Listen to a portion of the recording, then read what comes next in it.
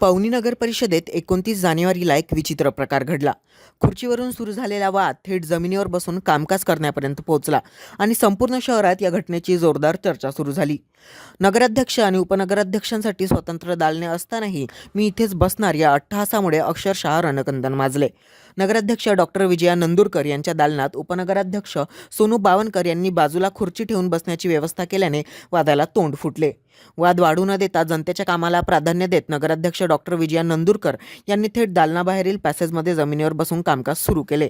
डिसेंबर महिन्यात झालेल्या नगरपरिषद निवडणुकीत राष्ट्रवादी काँग्रेसच्या डॉक्टर विजया नंदुरकर नगराध्यक्ष झाल्या।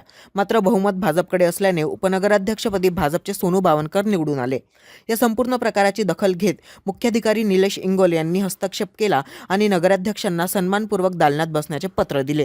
प्रत्येक अधिकाऱ्याने आपापल्या दालनात बसून शहर विकास आणि जनतेच्या समस्यांवर लक्ष केंद्रित करावे, हेवे दावे बाजूला ठेवून एकत्र काम करावे असे आवाहन मुख्याधिकाऱ्यांनी केले। डॉक्टर बाबासाहेब आंबेडकरांनी दिलेल्या संविधानामुळे मी या पदावर पोहोचले आहे। जनतेचे काम करण्यासाठी कुठेही बसून काम करायला मी तयार आहे असे ठाम मत नगराध्यक्षांनी व्यक्त केले। उपनगराध्यक्ष सोनू बावनकर यांनी आपल्या दालनाची साफसफाई नसल्यामुळे नगराध्यक्षांच्या कक्षात बसल्याचे स्पष्टीकरण दिले आणि आता वाद संपल्याचे स्पष्ट केले। खुर्चीच्या राजकारणात अडकण्यापेक्षा शहराच्या विकासासाठी एकत्र काम होणार का, हा प्रश्न आता पवनीतील जनतेला पडला आहे। आपल्या तिथे ऍक्च्युली आपल्या तिथे भरपूर लोक असे आहेत, लोकांनी जबरदस्ती काढलेले आणि तिथे स्वतः